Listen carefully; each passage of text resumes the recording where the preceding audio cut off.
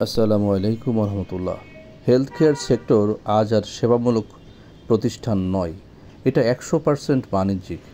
এখন আর এখানে মানব সেবা চলে না, বরং টাকার বিনিময়ে সেবা বিক্রি হয়।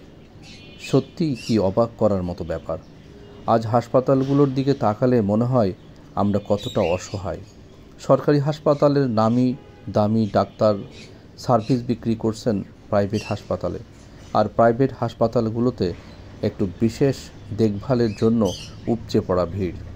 সত্যিই বড়ই পরিতাপের বিষয়। ডাক্তারবাবু খসখস করে যত সব টেস্ট লিখে দিয়ে মোটা ফিস গুনতে থাকে।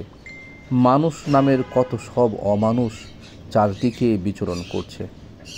খারাপ শোনালেও হয়তো আপনিও আমার সাথে সহমত পোষণ করবেন।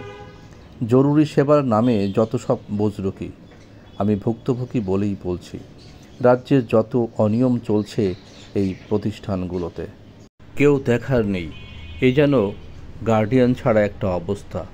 হায় রে বাংলাদেশ! আমরা কবে শোধরাব? কবে আমরা মানুষ হব? আমরা কবে বদলে যাব?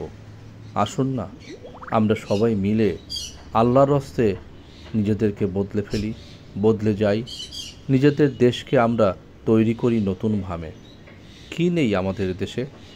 আমাদের দেশে আমাদের মানব সম্পদ, আমাদের প্রাকৃতিক সম্ভার, আমাদের মাটি, আমাদের ষড়ঋতু সব কিছু আছে, কিন্তু আমাদের মন নষ্ট হয়ে গেছে, আমাদের মানসিকতা পচে গেছে।